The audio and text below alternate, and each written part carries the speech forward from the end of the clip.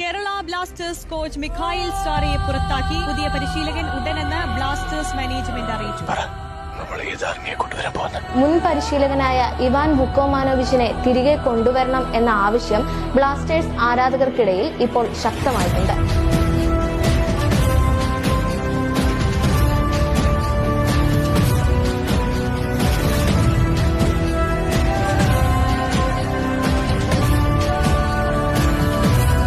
എന്റെ റോൾ മറ്റാർക്കും ചെയ്യാൻ പറ്റില്ല.